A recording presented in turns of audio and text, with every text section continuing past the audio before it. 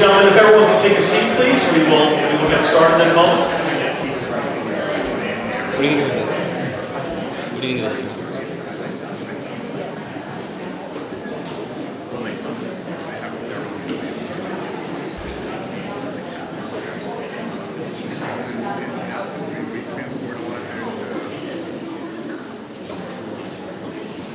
Okay, great. Ladies and gentlemen, good morning. I am Noah Branson, the Executive Director of Sustainable Westchester. We are a climate and clean energy organization, a nonprofit that works in partnership with cities, towns, and villages of the region in order to advance climate and clean energy solutions. I have the pleasure of knowing some of you either in this role or in my former role as the Mayor of Shelley. And I'm delighted that so many of you were able to join us at this forum where our goal is to provide you with the information and the support and the resources that you need in order to successfully navigate the transition to electrified school transportation and to do it in a way that is as cost effective as possible. I know that we're all eager to get to the heart of the program and hear from a variety of subject matter experts, so I'm going to be really brief in the way of introductions and really just confine myself to a few thank yous. I very much appreciate the collaborative efforts of our entire team at Sustainable Westchester. I particularly want to shout out Yasmin Najjar, who's our lead for environmental justice and special programs, as well as our Chief Operating Officer, Kat Sales. Kat, wherever you are, thank you for your work on this.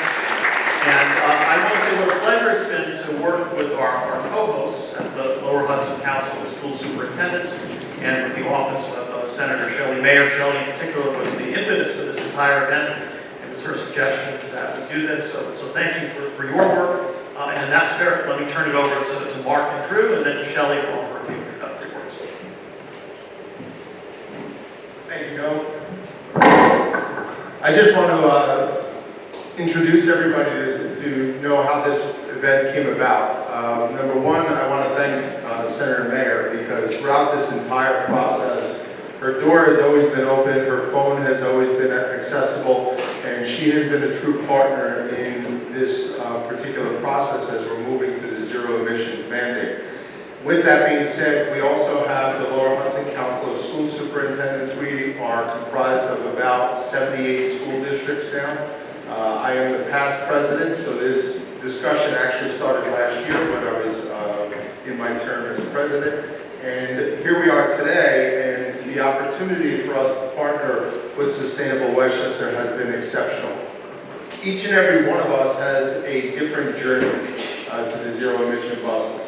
What was important for me, and why we wanted to make sure that the Lower Hudson Council of School Superintendents was also involved in this discussion, was that we were finding in our discussions that many people were saying, well, I contract my buses, so how does this really impact me? This has a direct impact on everybody, and understanding the journey as we go through it together is going to be crucial in terms of watching school districts and how we're going to be able to transition seamlessly. So with that being said, whether you are a district who owns the fleet or you are a district who contracts your fleet, I believe today's presentation, what you will hear from everybody, is going to be extremely valuable and worthwhile, because it'll show that there are going to be total ownership costs to a school district, regardless if you have a contract with a bus company or you actually own your own fleet. So that's our intent today. We're also going to talk about some of the legislative changes. Senator Mayer and Karen Reppy, Karen somewhere out in the audience, she truly is one of the subject matter experts. I've spoken with her on numerous occasions, looking at some of the bus companies that are out there, the manufacturers for EV buses, and what exactly they are looking for to make sure that our transition is as seamless as possible. So we have a great number of people here today that can speak about that journey, and then we want to also hear from you in terms of some of the questions. We also invited our utility companies today, so we have representatives from NYSEG, from O&R, and from Con Edison to ensure that they're too hearing what some of the school district needs are, and we're also in this symbiotic relationship with them to ensure that we have the infrastructure in place that's going to be necessary to make this happen. So without further ado, we'll turn it over to the program. Senator May. Thank you, and I'm Shelley, Mayor, State Senator for the 37th Senate District. You're in my district now. Welcome to White Plains. But I'm also chair of the Senate Education Committee, and my team and Karen Reppy, who's my committee director and my legislative director, we have been fully immersed in this issue for some time, and I think I've met with many of you over the last 2 years at least. This is a great partnership with Lower Hudson Council and with Sustainable Westchester, which really did drive the train, the bus, to get us here. And I want to reassure you again, as a legislator very involved in this issue, trying to really be a champion for schools, for the kids, and for this mandate that exists. Our door has been totally open and remains open to trying to look for solutions, and I hope that we get some good ideas today, as well as the details of how to comply. So I want to thank you for being here. Thank you for trying to work with us collaboratively. This is a problem that I think we can solve if we're on the same team. We understand that there may need to continue to be changes, and our door is open to trying to find them. So thank you for being here. You're going to hear from Karen with some slides on some of the legislative changes we have made in response to hearing from both urban, rural, and suburban districts throughout the state. So thank you, and I look forward to the program.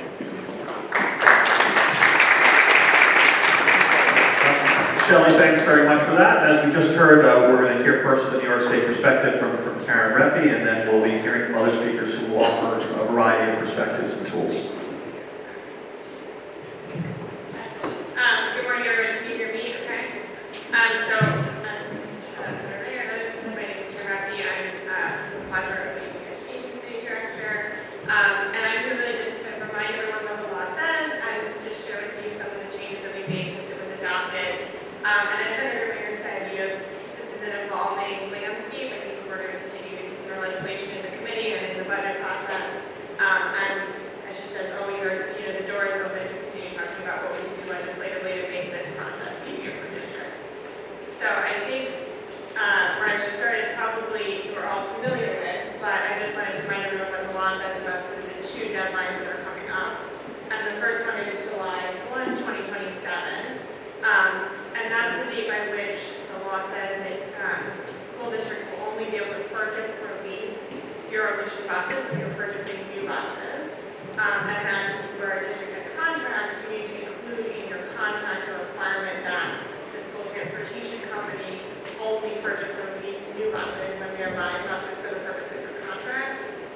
And then lastly, there's this requirement, which may be a little bit less familiar, but there's a requirement that if you're going to procure or manufacture, if you're procuring for manufacturing or retrofitting a zero-emission bus, that the component parts of that bus need to be made wholly or substantially in the U.S., and that the final assembly of that bus is used to occur in the U.S. And I'll just say that there is language in the law that allows state ed and NYSERDA to waive this requirement on an annual basis if that they determine that it's not feasible at the time. So obviously the landscape around zero-emission buses is changing a lot in the U.S.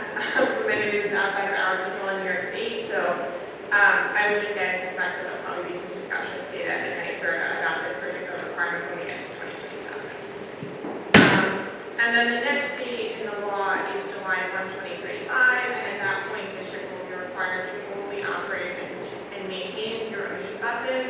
And then if the districts that contract, you have a requirement in your contract that the provider is only going to operate zero-emission buses when they're providing services for your school district. So those are the key requirements for the law. And as I said, we made some changes to it since it was first adopted in 2022. And I just want to highlight a few of those changes. Starting with the extension provision, which we hope will help make this process a little bit easier for school districts. So we amended the law so that now every district has the opportunity to apply for up to 2 24-month extensions and apply with that first 2027 deadline. And state ed can consider deciding whether to award an extension, whether a district is making an effort to meet the requirements of the law, and what factors may be outside of their control, which we know a lot of districts are in situations where there are challenges with utilities, there are challenges purchasing buses, et cetera, that you can only do so much to try to solve. weeks back, the law requires state ed to publish an application by the end of this year. So we should have more information pretty soon about what's going to be required to apply. And for districts that are awarded an extension, there are a couple of requirements. You have to basically actively be working with NYSERDA. So you have to work with NYSERDA to develop a fleet electrification plan, which I know many districts have done already. And I think NYSERDA will be here later today. Maybe they can talk a little bit more about what they can do to support districts and including the money that's available to help districts pay for those fleet electrification plans. And then there's a requirement for NYSERDA to meet with the district at least twice each year to provide technical assistance. So basically the goal is that you receive an extension, you're actively working to try to meet the goals of the law, or at least meet the requirements of the law. And there is language that says NYSERDA is required to notify state ed if they deem that your district is actually able to fulfill the requirements of the law. And if they do that, then you would not be eligible for a second extension. So there's some requirements along the way, but this amendment greatly expanded the circumstances under which the district could receive an extension, and it lengthened the allowable amount of time you could get an extension. And so the hope is that that's going to provide a little bit of relief to districts that we know are making good effort to meet the law, but there are circumstances that are outside of your control. And then we also added a requirement, and this is something that the state council school superintendents really advocated for, that any entity that's selling a zero-emission bus, either to use a district or to a school bus contractor, is going to provide third-party range verification when they sell that vehicle. And the idea is to give districts a sort of better sense of what the mileage of a vehicle might be under certain circumstances with different kinds of storage. And that will apply to sales that are made after January 1st, 2026.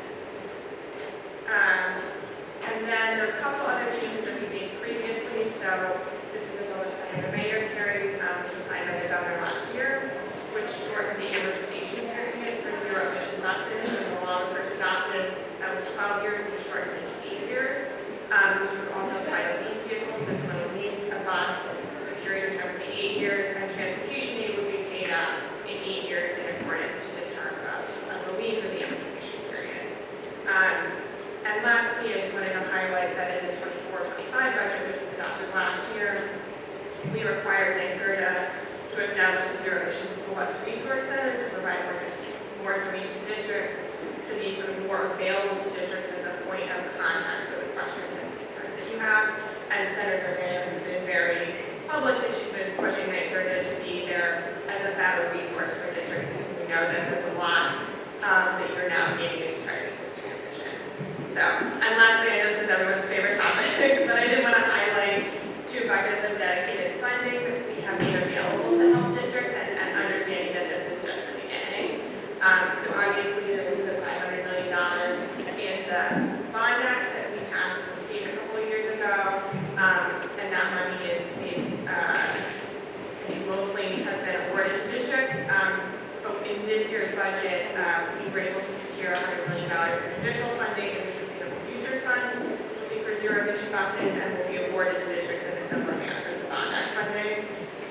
So I just wanted to highlight those 2 pieces. Again, we know this is just the tip of the iceberg in terms of the support that districts are going to need financially to make this transition happen, but I do want to highlight that those are 2 things that the legislature has been pushing for. And this is not on my slides, but I would just say, there are a number of pieces of legislation that are pending, including from the Senator Mayor Shelley, in response to feedback that we've gotten from districts, that we've gotten from school boards, and so I think the legislative landscape on this issue is going to continue to evolve as we try to meet these for districts. So that's all I have.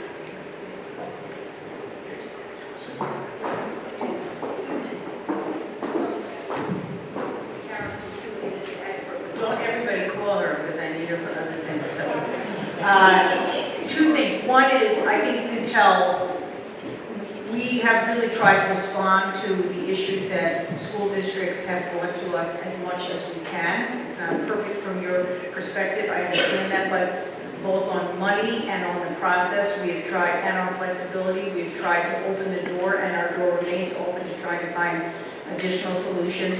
We also think that the procurement process could be better, that the state could do a model, for example, a model contract, could set some prices that are sort of ceiling and floor so that you're not taken advantage of. There's some things that we really, So there's a number of things that we're going to continue to push for that we have not been able to achieve yet, but it is a evolving process.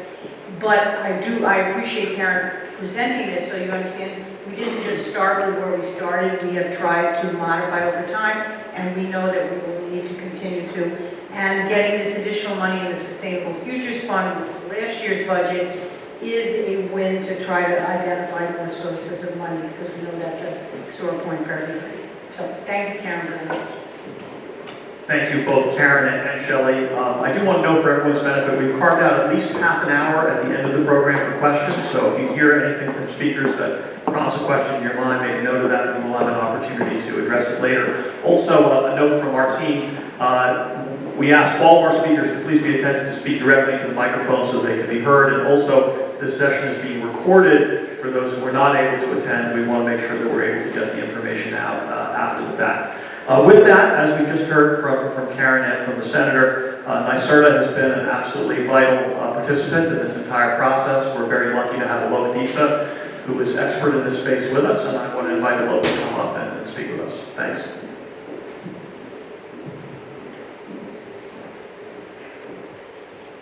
Good morning, everyone.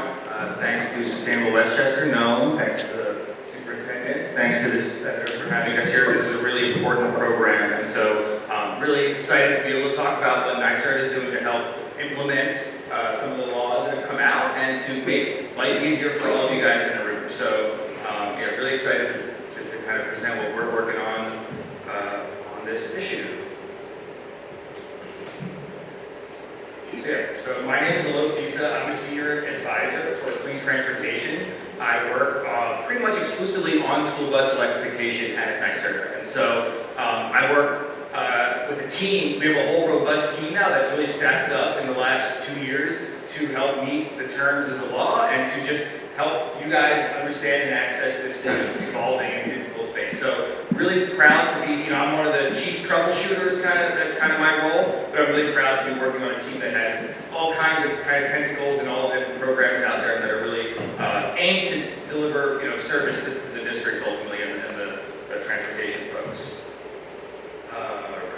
So I won't go over the legislation since we just heard a really great rundown on that. But one thing I will note is that the two extension processes that were mentioned, the two-year extensions, the 2035 deadline remains unchanged from a legislative perspective, and so even if you were to be eligible for those two-year waivers, as things stand right now, you will still have to kind of plan backwards from 2035. And I know that's giving a lot of folks some pause and some consternation, and understandably so, because it's a very, very daunting task. But we have some programs and resources that are here to help you start your way on that journey. I also want to mention one thing. We heard a lot about some of the legislative, the laws around electric school buses. I just want to mention that NYSERDA is actively working on all of those elements, and especially as it relates to the extensions, which are front of mind for a lot of folks here. We're collaborating very closely with state ed to make sure that they're equipped with the information and resources they need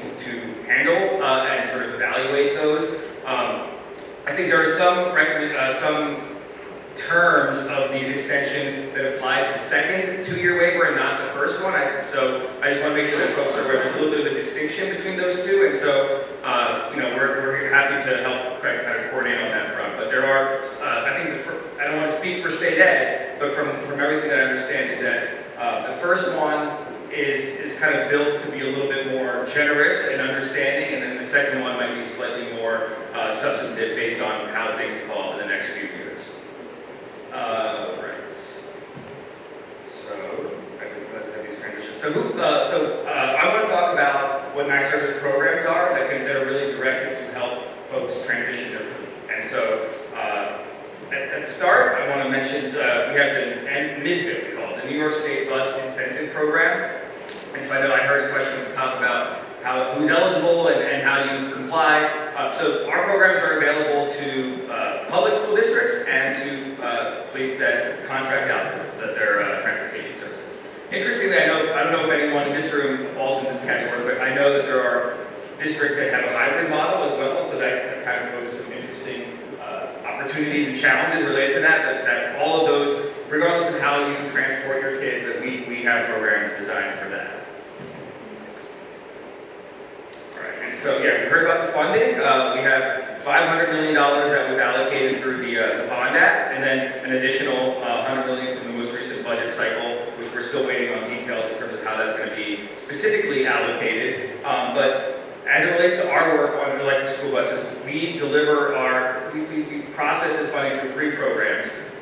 We have the Fleet Electrification Plan, FEPs, which I'll spend a lot of our time talking about. We also have funding for bus purchases and funding for chargers. And as I mentioned, I'm going to speak mostly about our Fleet Electrification Plan because I think it's a really good opportunity to, if you're not ready to electrify, at least give you a roadmap and a site-specific kind of path forward. But I do want to highlight, because we're going to hear from some of our utility friends in a bit, and number 2 here, the funding for bus purchases. I know to access some of the utility side incentives that are available, you do have to be enrolled in a bus voucher program. So there is an opportunity there that you don't want to leave money on the table, and so you can kind of maximize the bang for the buck as you go further through our process. All right. So what is an FEP for those who don't know? I think I did some research in these 4 counties. I believe about half of the districts are engaged with us on an FEP at some stage in the process. And so for those of you who are already engaged, this will be old news to you, but we are trying to get that number up and up and try to get everyone enrolled in our programs.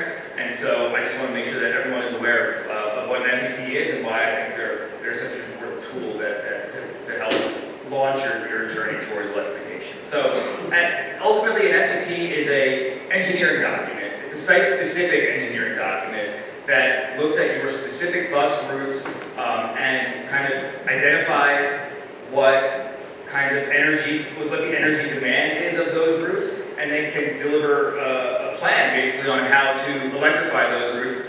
I think importantly, it will also tell you if there's certain routes that can't be electrified. And I think we're not in the business of trying to necessarily sugarcoat how challenging this will be for all of you folks. And so it will tell you if, based on current technology, X, Y, or Z routes are not really electrifiable today. Of course, the technology landscape evolves and changes quite a bit. So, I wouldn't, just because something's not electrifiable today doesn't mean in 5 years or however long down the road, that can't change. But it does try to give you an honest kind of assessment of where you're at.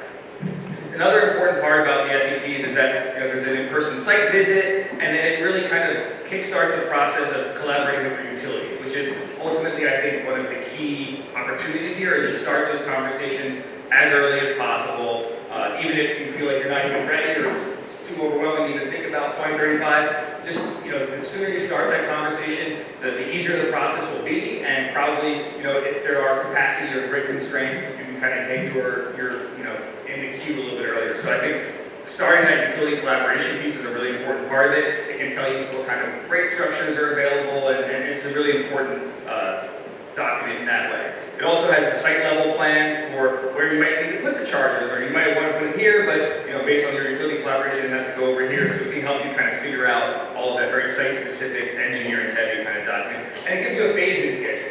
These things, it's not like one day you're going to magically wake up and buy 50 electric school buses. It gives you a reasoned phasing schedule that includes some cost estimates. And right now we have over, so I mentioned about half of the districts in these 4 counties are enrolled in our FEP program. Over 400 districts, more than half across the state, so we're really excited about that. We can fund 100% of those in priority districts, and for those that aren't in priority districts, we can cover 75%. So we're trying to really get this money out the door and into your hands so that you have the tools that you need to talk to your staff, your district leaders, your constituents, and your drivers, mechanics, everybody, so that everyone has the information that they need to move forward. I mentioned this. Weird spacing thing going on. And I mentioned this because I think we've received some questions around, okay, I've done an FEP maybe last year, this year, is that a permanent document? And I just want to highlight that some of that information will be evergreen, unless you change your route routes, like the route sort of energy demand analysis will kind of remain important and viable, but bus technology evolves, charging technology evolves, maybe your routes change, maybe the grid, congestion has changed, the context there. So certain things remain evergreen, but as things progress, you might need to update some of those analyses. We also have funding available for electric school buses themselves and chargers. If you have questions on that, you can get into the details on how those programs work, but we're really excited about, for those who are ready, who have the planning tools that they need and are ready to take that next step. We have money that we're excited to kind of roll out to districts as quickly as possible to get everyone on the learning curve towards mass adoption, which I know seems a long way off, but we try to, our perspective on this is, if you have 0 electric school buses on the road right now, how do we get to 1 or 2? If you have 1 or 2, how do we get to 3 or 4? So just kind of inching you along, notwithstanding the fact that there are some legitimate kind of concerns around field trips, and those kind of extracurricular runs that are going to be genuinely challenging to meet.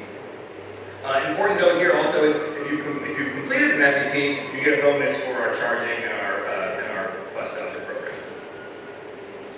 All right, so this is just to highlight that. I know it's, we have over 100, 150-ish electric school buses on the road. A small drop in the bucket compared to the overall size of the fleet. But it's not just a theoretical concept either. They're rolled out, they're deployed across the state in rural districts, in urban districts, in cold climates, in hilly terrain. So they are out there. And so one of the things that we've learned as we've started being out talking to folks in the field is the importance of peer-to-peer learning. And so one of the things that I really like to do and that I try to help and facilitate is that peer-to-peer kind of learning. We host a lot of webinars, but also we can directly connect folks who are similarly situated to you and understand what's working, what's not working. And because I think it's one thing for me to come up here and say what works. If you don't hear it from a peer in the field, it's not going to really mean that much. And so that's we're really happy to play that role as well to the extent that you guys are interested in that.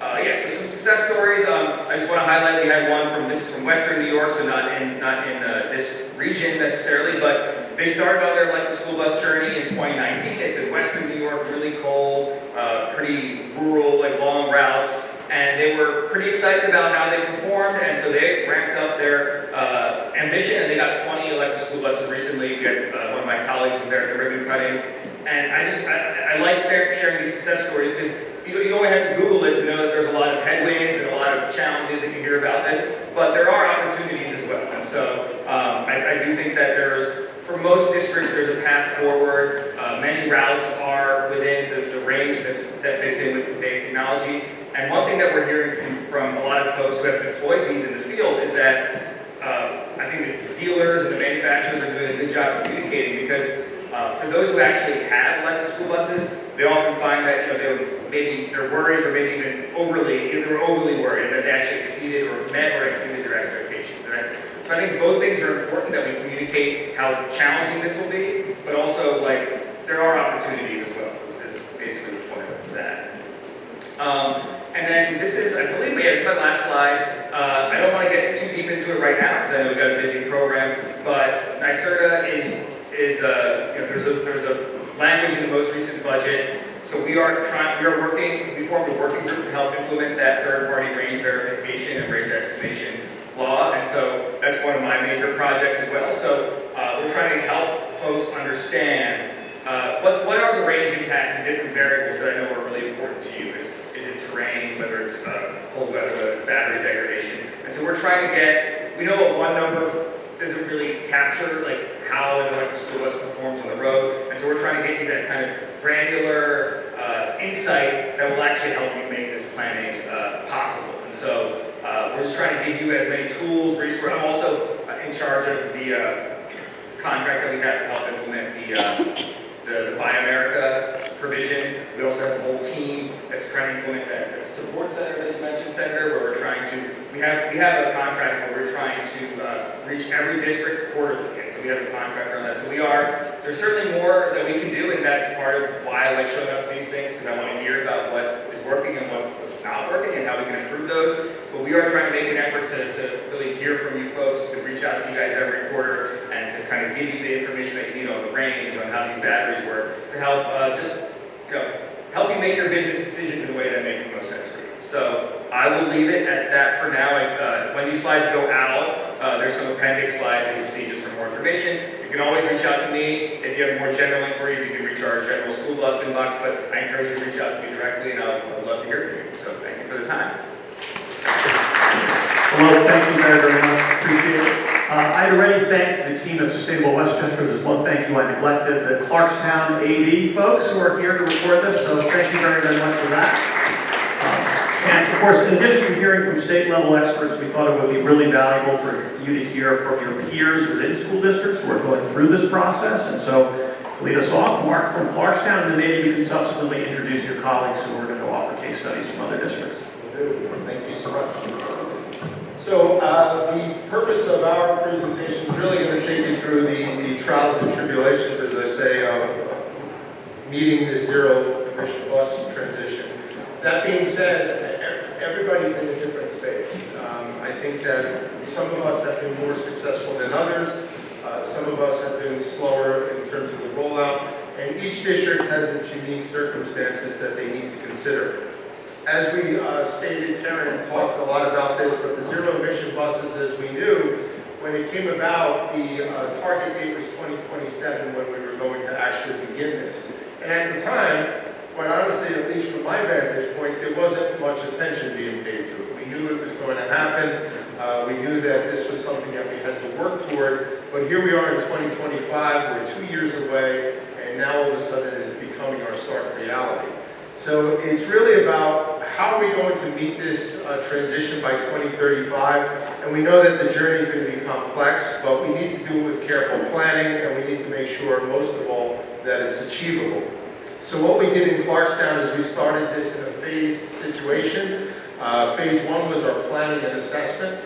And everything that I had the distinct pleasure of not only looking at this from the Clarkstown vantage point, but bringing it out to my colleagues as well in 78 school districts with much different circumstances and challenges.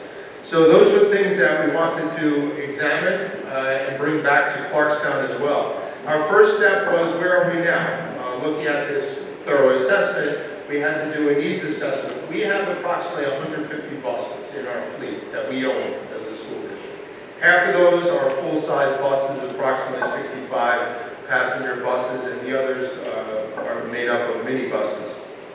We also wanted to look at what our longest routes are. Again, having conversations with colleagues, Kathleen Bressler from Sullivan West is here. And I heard something totally different and realized how disconnected we were from the rural school challenges.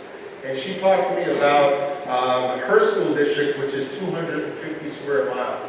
Now, for me to tour Kathleen's district, I need a pillow and a blanket, because 250 square miles is a road trip for me. So this is something that needs to be considered as we're thinking about the zero emissions transition. What are our longest routes in Clarkstown? This dictates the range, the battery size requirements that we're going to purchase, and determine how many batteries we need in each of our buses. The infrastructure audit is probably the biggest challenge. And we worked with O&R on this. They came out, they did an audit for us. In Clarkstown, we have a bus depot. Our bus depot, our buses are actually parked bumper to bumper, mirror to mirror throughout the entire depot. So that's important. Where's the infrastructure going to go? Do we need additional space that we're going to have to expand? The other thing that we took into consideration was something that actually came secondhand. We do our own maintenance in Clarkstown, so we have our own maintenance garages. We have 3 lifts for our buses. Only one of those lifts is rated for an EV bus.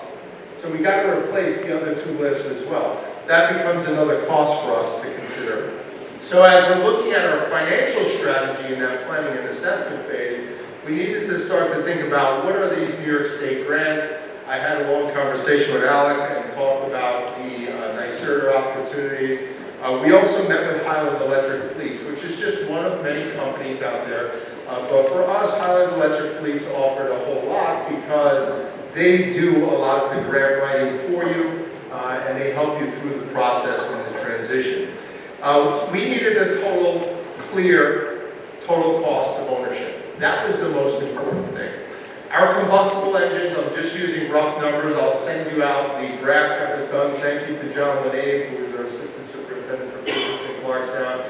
He put together a really nice graph for us to look at. The total ownership cost of a bus, on average, is approximately $25,000 a year.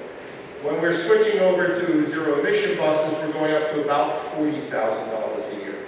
So it was important for us to look at that total cost of ownership and say, over the lifespan, what exactly do we need in terms of a total cost of ownership? And Highland Electric Fleets was able to bring that down to us, but they have to do it over a 10-year period. So we've been having conversations with Senator Mayor's office. Karen has been very involved in this, in looking at, is this practical? Is this something we should be doing? Because the amortization rates were changed due to the fact that the lease agreements were predicated on 8 years. So those were things that the legislature was doing to really protect us. But now you have companies that are coming out and saying, well, we understand that, but in order for us to be profitable, we have to do it over a 10-year span. So those conversations are all really important, but at the end of the day, for you, it's most important that you have a clear handle on that total cost of ownership. And that's regardless if you own your fleet or you're contracted. Because the next thing you're going to know is when you're going out to RFP, you're going to be getting a 40% increase in your contract. Because if they're not calculating this correctly, then that's going to be problematic. The other thing I would assume, and this is just my opinion, is that many of these smaller bus companies are not going to survive this transition. They don't have the capacity to do it.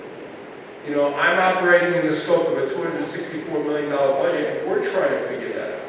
So I would imagine that a smaller bus company is going to have a very tough time with that. The second phase of this was our pilot program. And this was the interesting thing. So John and I had a conversation. We said, we're going to jump into this, we're going to get our feet wet, and we're going to go out there, and we're going to get at least 2 to 3 buses. And herein we found that we have a manufacturing crisis. That manufacturing crisis is we needed 8 buses, the DOT was taking them off the road. So we had to replace those 8 buses. So we said, all right, let's get 2 to 3 electric buses, we'll get the rest in combustible engines, and we'll start the transition now. And we'll look and see what the infrastructure brings. Well, lo and behold, the manufacturers that we went out to said, we got a 2-year waiting list on the electric buses. Well, we need them now. Can we get something now? No, we can't. All right, we'll take all combustible engine buses. Oh, we don't have those either. So that's the manufacturing crisis, is that they didn't have the production. We're not buying at the volume of some of the bus companies that are out there. National Express is buying hundreds of buses at once. They don't want to deal with Clarkstown purchasing 8, right? So we have this crisis and this economy of scale issue that we're trying to work with it. So that's why I categorize this as sort of a manufacturing crisis, because we're on Facebook Marketplace now searching for where we're going to buy buses, right? So these are things that we have to consider. The other thing is the technology selection. Are we going to go with battery, or are we going to go with hydrogen fuel cell buses? Honestly, hydrogen fuel cell buses are really attractive. It's just that the technology is not there yet. So those are things that the only one that has really cornered that market so far is Amazon. So we want to explore that more because we don't want to jump into one when the other technology is evolving as well. And then finally, the procurement strategy in that. Looking at the new purchases, we need to make sure that we have a phased replacement schedule so that we get to that aspirational goal of 2035. And for us, with 150 buses, that's pretty difficult. Phase 3 of this was the infrastructure and development. This is our workforce training. Here's another interesting thing that we learned. I talked to you a little bit about the lifts and the issues there, but we also have mechanic issues. All of our mechanics are diesel mechanics. So now we have to think about getting new trained mechanics. And the mechanics aren't going to be the mechanics that we're used to, right? They're going to be more of IT people because there's such a technology component to this. Looking at the grid power, whether or not high voltage charging equipment is necessary. When we got the report back from O&R, one of our biggest campuses is probably Clarkstown High School South, and that has one transformer that powers the entire campus. The transportation depot footprint is a fraction of Clarkstown High School South. We use one transformer for South. We need 3 to 4 transformers for a transportation depot to power the infrastructure. The transformers, correct me if I'm wrong, utilities, are about 2 years out. So that becomes another sort of manufacturing crisis for us. And then looking at the operations manual and considering that anything on our range, especially our longest routes, are going to have some sort of variables to consider, such as cold weather preparedness and emergency response procedures. We just had a storm, portion of Clarkstown was flooded and we lost power. How does that impact our bus for the next day? Will we have enough charge? Will we have to go on a delay? Will we have to close school? Do we still have the 900, 990 requirements? Are there still 180-day requirements? There's a whole host of questions that come about. And then finally, the next phase was looking at the call to action and looking at a collaborative effort, thanks to NYSERDA, Sustainable Westchester, and of course, Senator Mayor's office, for really being a true partner in all of this to help build a healthier environment. This is not about not wanting to go to zero emissions. This is really about how do we get there and how do we do it in a strategic way. So that was the journey of Clarkstown, and I hope that was informative for you. I'm going to turn it over to Drew Patrick for Scarsdale, who has a little bit of a different experience. Just going to advance the slide here. I don't have slides, but just go to...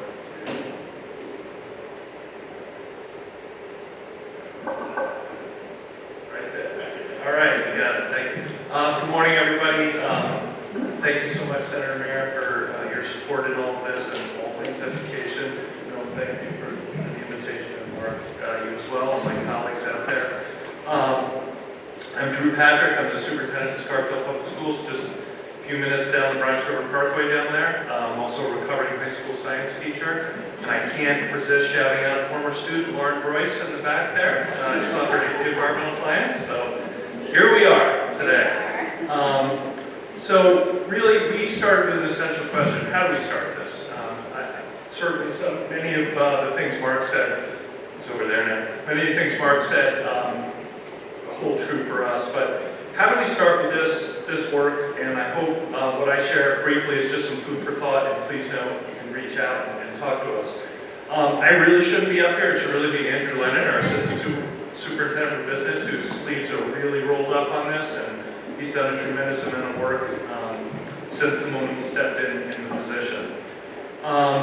So how do we start? We know this is an evolving space. Mark hit on a lot of that. The technology is evolving. The subsidies are changing. The experience people have with this technology and operating these fleets is evolving. I don't know about you, anyone having bus driver staffing challenges? That is just a reality that has to be considered with this. And like Mark, we have an aging fleet, and we're going to need replacement vehicles on a time frame that's not going to line up necessarily with the availability of electric equipment. I will say, when I went into teaching, I did not think that part of my daily work would be thinking about things like grade congestion. But here we are. Just a little bit about us. We run our own fleet. Our drivers are our employees. We have about 60 drivers and 15 bus monitors. We travel 650,000 miles a year. We have approximately 60 buses, 1/3 large buses, 2/3 mini. We transport about 2,000 students a year, roughly, to our own schools.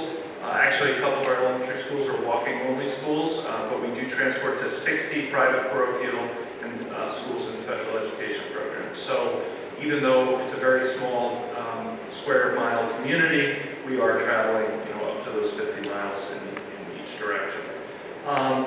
We operate a shared services agreement with our village.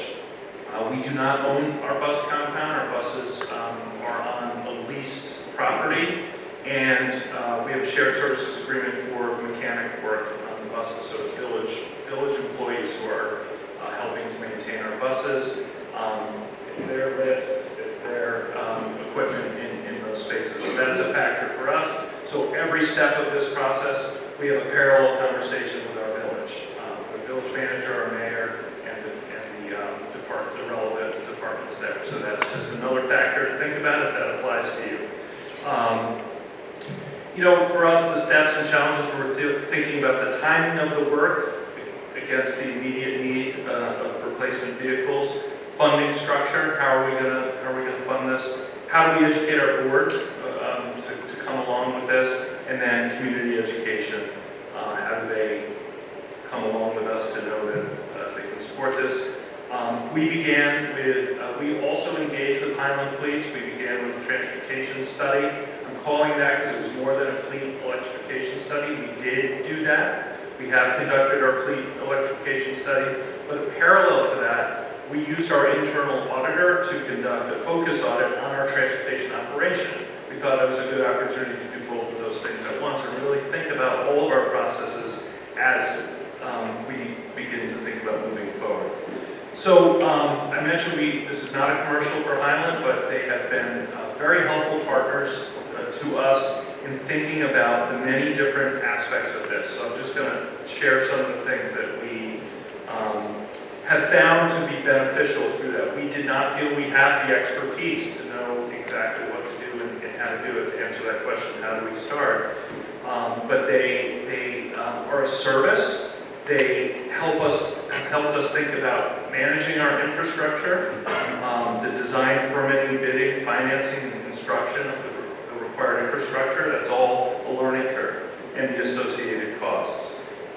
They have expertise that we don't have through their experience in terms of fleet management, charger maintenance, and troubleshooting. At the end of the day, the parent doesn't want to hear, "Oh, the bus didn't charge, couldn't get your kid to school." Like that's not an option.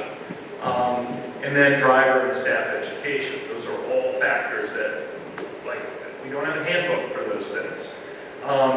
Trying to find something as cost effective. This is more expensive than what we've been doing. How can we make it as cost effective as possible? Highland did help us secure $800,000 of EPA grant money and to access the NISBIT program. So we are moving forward with a first phase of 4 electric vehicles and the infrastructure to support those 4 electric vehicles on the village property. So you can imagine all of those working parts. We hope to have ground broken by the end of this year, if all goes well on that. And the way we approach this with our Board of Education, who asked really good questions along the way, they were pressing us, as they should, that's their responsibility. Why use a service to do this and not go it alone? So our approach was, Andrew did a great job of showing the relative cost difference between using this service to help us versus going it alone, and only committing to this first phase so that we can then look back and assess it. Are we capable now, learning what we've learned, to move forward ourselves and continue to build this out, or would we want to continue a partnership with an organization like Highland to do some of those things that I talked about into the future? So that's where we are right now, and excited to take delivery of our first electric bus soon. Not yet. It's here, our Director of Transportation, and we'll see how it goes. Open for questions, and please reach out at any time when they send the information out. And now I think our next speaker is Brian Freed from Tarrytown.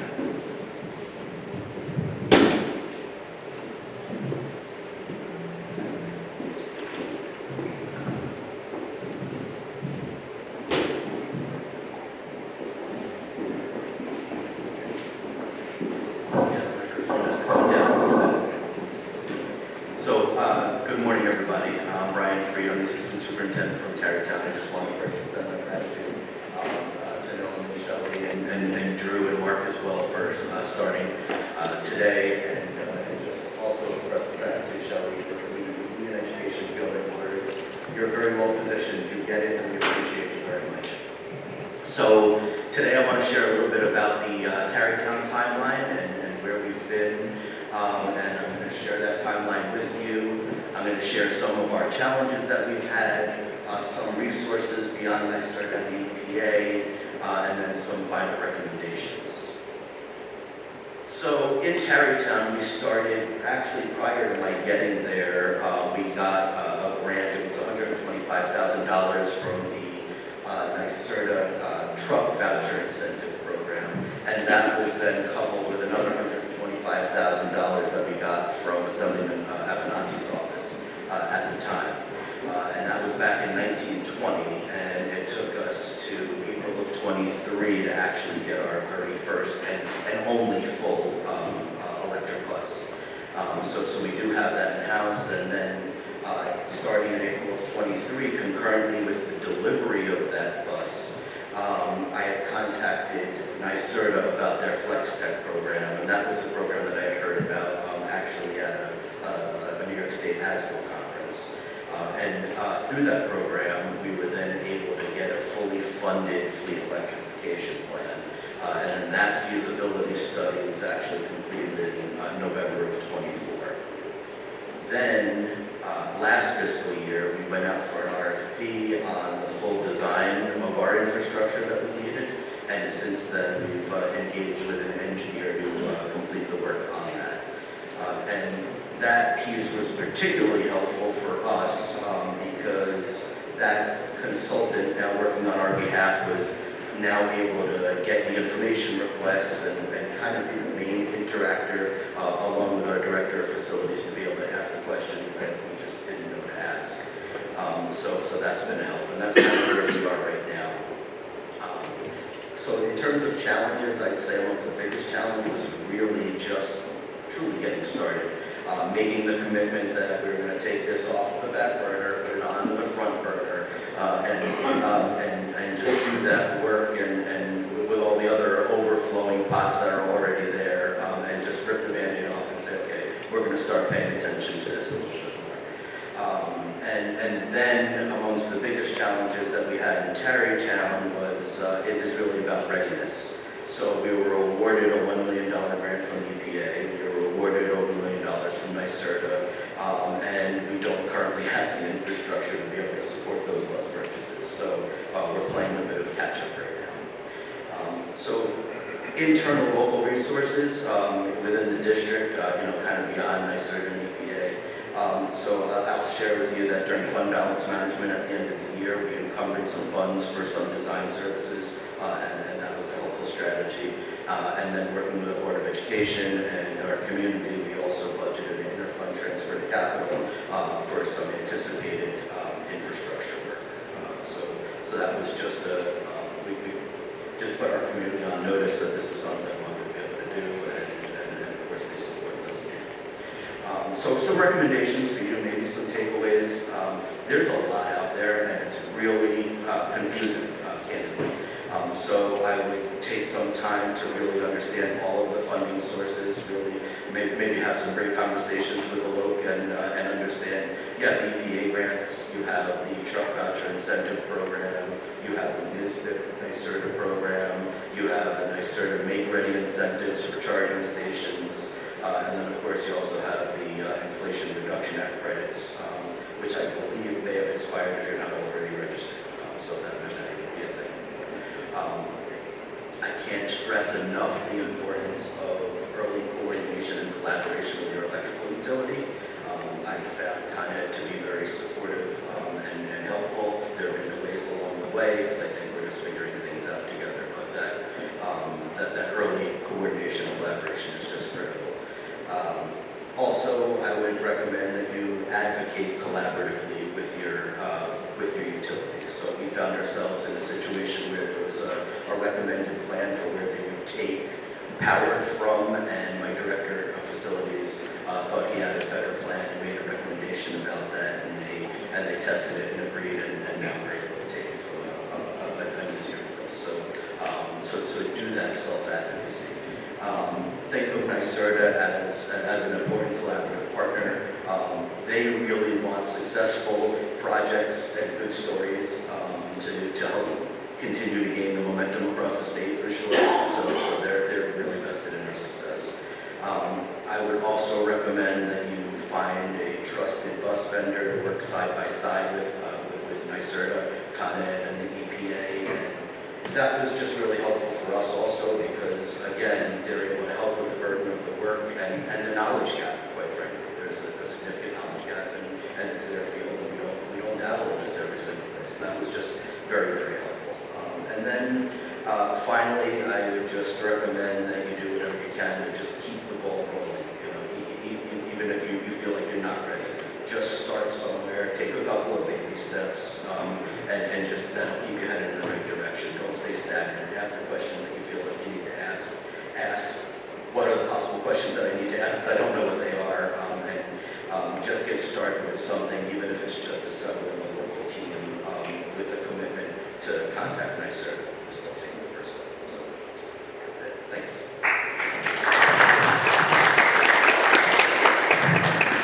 And our last school district case study, Lisa Hurley from Katona Lewisboro.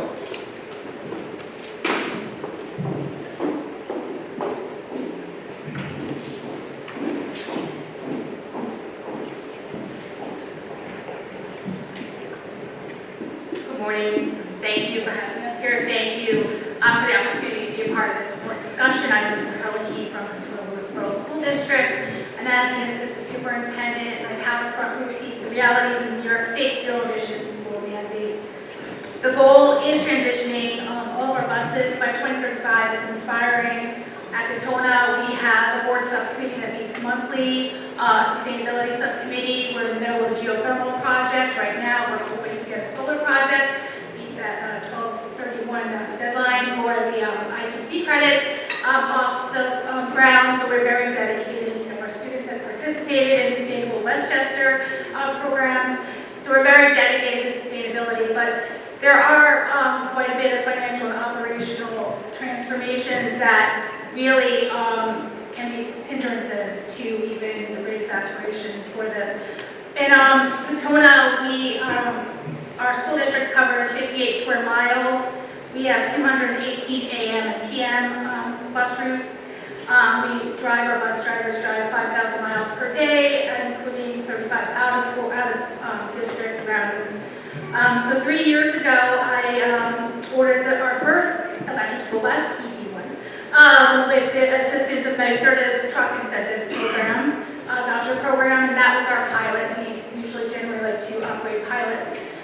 So I will, and with that, I'll go through the whole kind of what our process. Also around just last year, we started our bus fleet electrification plan, which was recently completed, which, you know, it helps us with a structured roadmap of how to get there, right? So with EV1, some of our experiences with that, it's been off the road a lot. We've had a lot of mechanical issues with it. During the winter, we do have to take it off the road when it gets really below about 30 degrees, because it's very difficult to keep the cabin heated for the length of the bus run. So those are some of the difficulties we've seen with that. But as far as our bus electrification plan, we do have mountainous terrain, cold winters, and long daily bus runs. So our plan does have a phased approach, which will replace our fleet of 90 buses by 2035.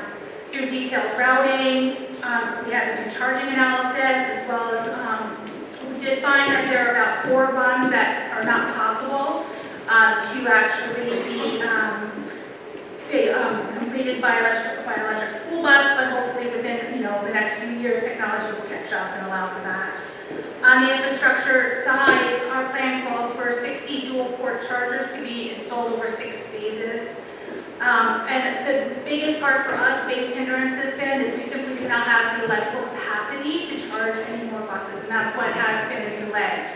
I do have 5 microbuses on order. Thank you to NYSERDA's 12:15 a.m. email that we sent out a couple weeks ago. I also put a deposit on those buses, which will allow for me to apply for the ITC for the federal funds, because you need to put a deposit by September 30th in order to qualify for that. That will bring us additional funds via the direct pay tax credit incentive program from the federal government.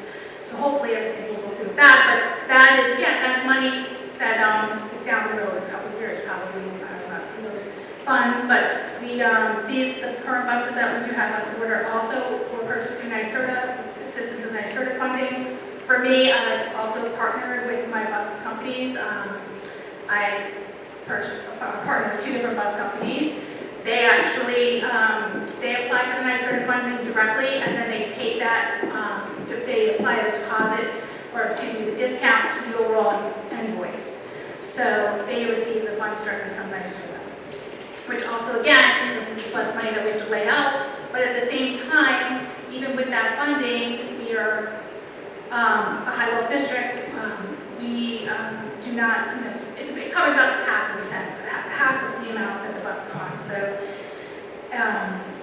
it's great, and we appreciate the funding, but it is still costs more, even with the grant funding, it still costs more than a conventional bus. Additionally, we had to train our drivers, as has already been mentioned, on how to service these buses, how to operate. We even have to bring in the fire department because now they deal with high voltage and everything else, as well as our drivers on regenerative braking and HVAC use in order to maximize the length of the bus runs. Financially, our electrification plan projects that the total cost for buses, chargers, and infrastructure necessary to completely electrify the 90 buses would be $33.6 million. So that would translate to roughly $715,000 to be raised annually on the operating budget. And for us as a school district, actually many of our A ratios will decrease this year and going forward just as a result of our loss. So our revenues are decreasing, and then now we have additional mandates, which we are in support of, but it doesn't translate to making it a reality. But we have, as I said, we pursued NYSERDA funding, NYSEG funding, that is our PESCO, as well as we are exploring electrification as a service model as far as to allow us to electrify our fleet through predictable operational costs instead of large upfront capital investments. As I mentioned also, we are working towards a solar project, again, trying to generate our own electricity, a part of our own electricity in order to provide enough electricity to electrify the fleet. So, again, the bus is costing 2 to 3 times more than a diesel bus, and that's before you even start with the electrical upgrades. And while the grant funding is wonderful, it is complex. I mean, the system that you go through, the federal funding, the ITC credits, you're actually filing tax returns, and then we don't file tax returns because we're tax exempt. And so for me, my approach to this has been just to surround myself with smart people and to find the best company to do the electrification setting for me. I have another company, again, because I have geothermal going on, solar going on, as well as electrification. I have a company that's assisting me in filing for those ITC federal programming, because there's a number of requirements there as far as this is how to do electrification, but there's a number of federal requirements that they assist us to make sure that we're in compliance to maximize the percentages that we receive back from the federal government. Infrastructure has absolutely been the greatest hurdle for us at the town of Lewisboro. Again, we operate 90 buses, and we have 1 depot located at John Jay High School in Cross River. We used to be at the John Jay High School. But in Cross River. And while the location works well, it was never designed for such large electrification. We are grateful to our taxpayers. This past May, we had some funds available in our current budget, which our voters approved, to allocate $750,000 to start upgrading infrastructure. But again, this is going to be at least a 6-part phase to get the electrification of that depot, as well as our maintenance garage is located at one of our high schools, or excuse me, one of our elementary schools.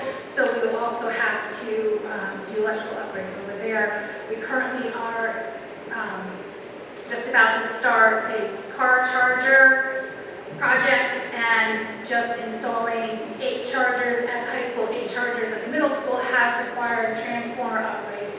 So it's just an extensive amount of infrastructure and interaction and getting that transformer approved and dealing with our ESCO has been 2 years in the works, so it takes a lot of time. So I'm just trying not to repeat anything I said, sorry, I apologize. So another piece is, though, is equity and collaboration. Not every district has the same access to funding, infrastructures, or staff expertise. Smaller rural districts also face steeper challenges than we do.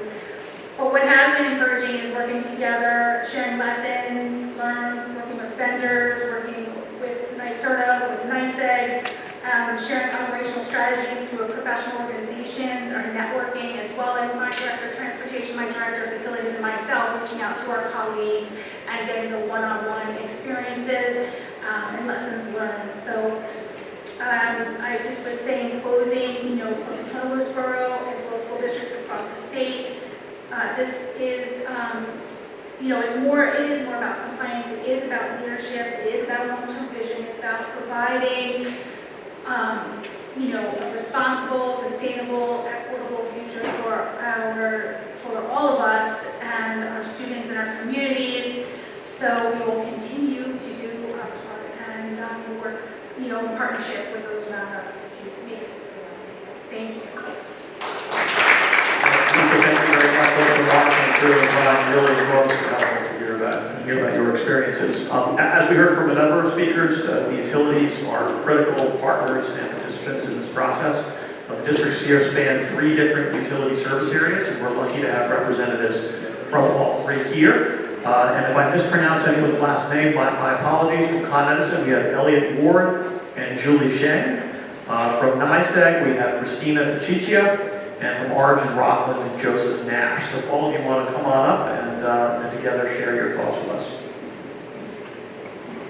We decided I'll represent all of us because actually we all work together under an umbrella we call the Joint Utility in New York. So while some of my examples are going to be specifically from Origin Rockland Utilities, we're right across the bridge there, we do have representatives. Some of these programs are basically all the same with some minor differences. Bear with me while I find our slides. Okay, again, my name is Joe Nash with Origin Rockland Utilities. I'm with the utilities e-mobility team. E-mobility is a fancy way of saying electric vehicles. I'm very specifically part of the electric vehicle infrastructure team. So I work, all this talk about working with the districts on how we get the chargers in the ground, how we get the grid upgraded, how we get your mobile transformers upgraded.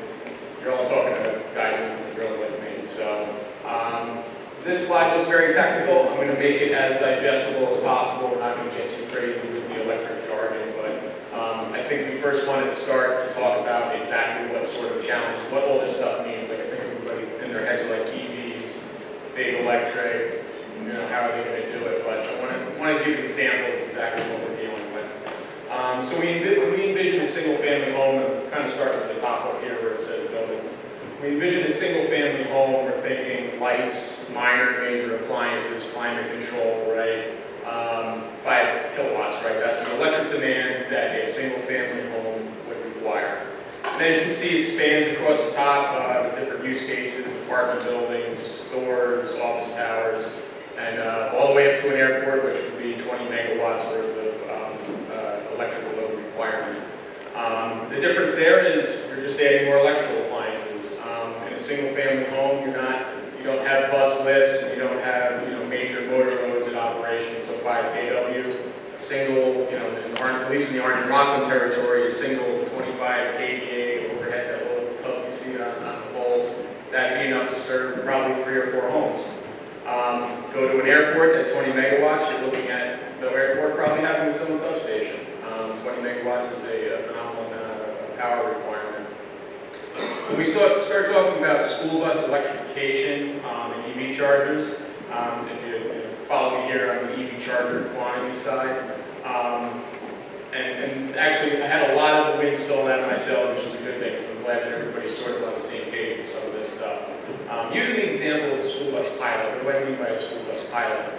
We've had examples, I think I heard 150 buses. I know in my territory I have a customer with 140, 200 buses at a single depot. What I mean by a school bus pilot is saying, instead of doing all at once, how about we do a handful of buses and see where that takes us. That kind of serves a couple of purposes. You can learn about how you're interacting with the utility. You can see what sort of upgrades are going to be required just for that small portion. You can kind of play it out in your head how it will go. You give your drivers a chance to learn about the buses. Mechanics can get trained up on the buses while still having your diesel fleet to support the rest of your operations. So that's what I mean by a school bus pilot. That said, a school bus pilot, if you were to install 5 level 2 chargers at 19 kW output, and just for the purposes of education, these chargers all have differing outputs. We have an electric vehicle fleet at Orange and Rockland. We install 7 kW level 2 chargers for supervisor vehicles that are just making quick stops around the territory. And then we have 19 kW level 2 chargers for some of the field folks that are out, union guys out, taking trenches and all, putting wires up and all that. We did have a pilot electric bucket truck that I think we were sharing with Con Ed.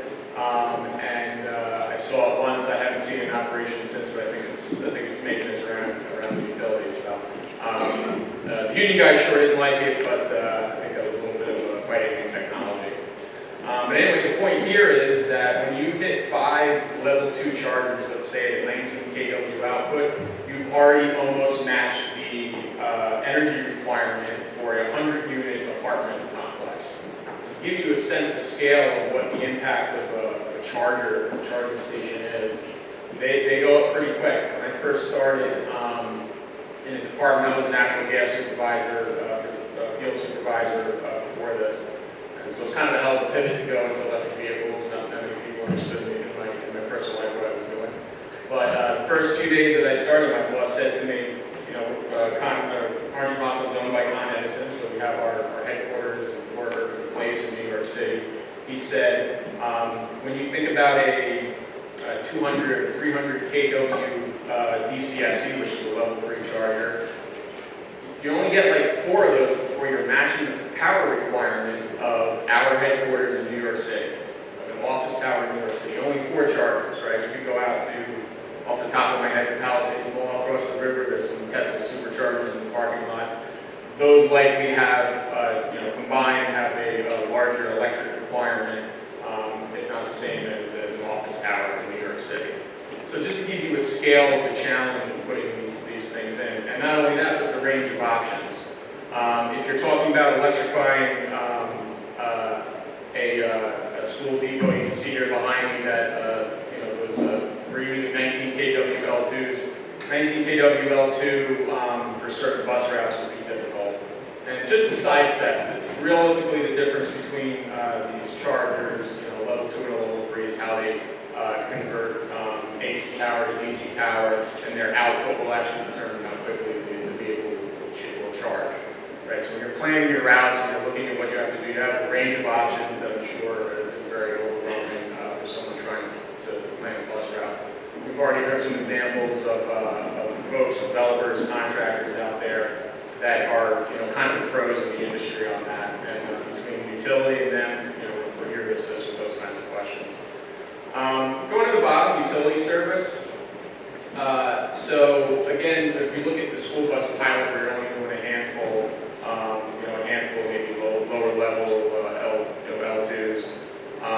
You may only be looking at a local upgrade. Your transformer, your conductors, also your wires, your metering equipment, your breaker panels, switch gear. That is kind of a quick upgrade. When I mean quick, you can probably do it if everyone's cooperating and you got a good head on the project. There's no permitting issues. You might be able to get that done within a year.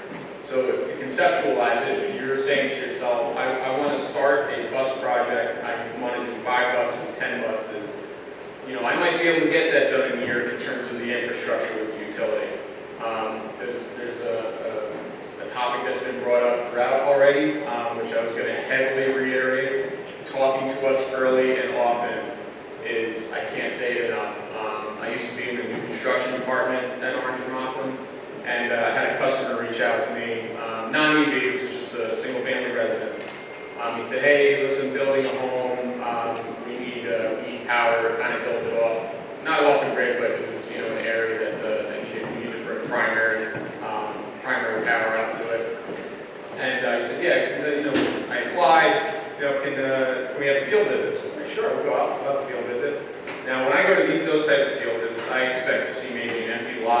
maybe a foundation, maybe the studs up. I came up and I had a whole house built, and you almost envisioned the furniture and the luggage off to the side waiting for the people to move in. And that is not a good position to be in, particularly when, in that case, we didn't even have power in the area. We had to set a few poles and bring primary out to that. That's a major design for us. So the idea being was that someone hired a contractor to build a home, and no one in that chain thought to contact the utility company. And unfortunately, we do operate as a first come, first serve. It's the only fair way to do that. We try to help where possible. We try to expedite where possible. But between, we mentioned transformer shortages, I think that has gotten a little better. But frankly, we have to operate on a first come, first serve. So we want the school districts to be the first, so we can serve you first. As you go up in that electrical requirement, the upgrades get to be more in depth, get to be more intricate. If you're looking now at doing a full school bus depot, you're not, I think Mark mentioned multiple transformers. Yes, serving multiple transformers and multiple points of contact is difficult because you're dealing with National Electric Code specs and you're dealing with utility specifications also. And those can be very daunting.